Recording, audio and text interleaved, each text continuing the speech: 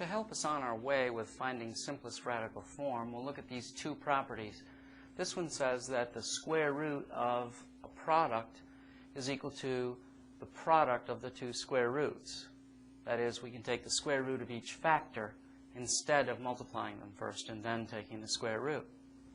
We also have a property that says if we have the square root of a fraction, we can take the square root of numerator and denominator and then divide them like this. Let's look at a couple of examples so you can see how this is working in practice. We'll have the square root of 16x that makes it the square root of 16 times the square root of x, which is 4 times the square root of x.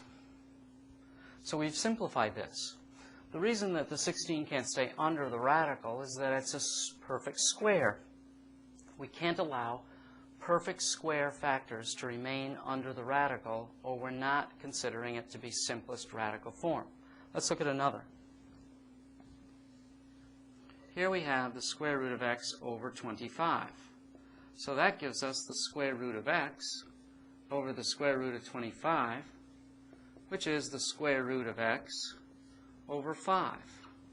Once again, we're not allowed to have 25 under a radical because it's a perfect square, and no perfect square factor can be allowed under the radical of a square root. So what about powers of these variables? Let's look at what x squared and take the square root would mean. Well, it seems like the square root and squaring are just reversing one another.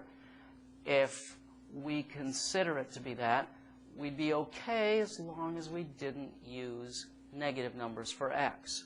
Because when we say that the square root of x squared is just x, if x was a negative number, when we squared it, we'd get a positive number, and when we took the square root, we'd get a positive number, because that's the principal square root.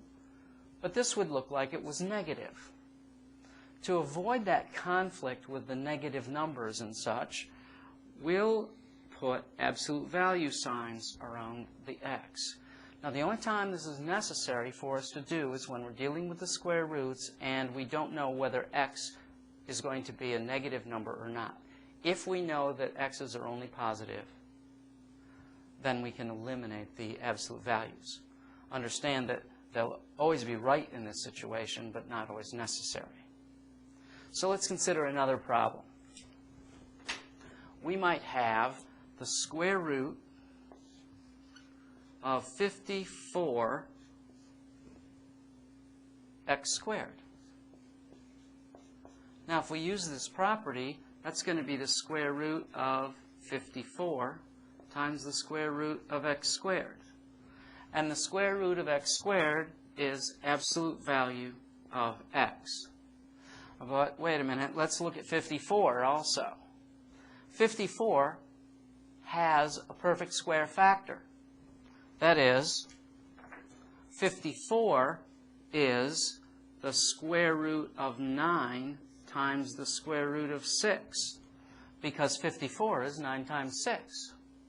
So now the problem becomes the square root of 9 is 3. We can say we just took the square root. The absolute value of x, and the square root of 6. Now, where you put the absolute value of x, out on the end or in the middle, that's kind of up to you. Your professor may have some decisions for you to make about that. But here we have 3 absolute value of x times radical 6 as the simplified version. Why can we leave radical 6 there? Because 6 has no perfect square factors, and therefore we consider this to be in simplest radical form.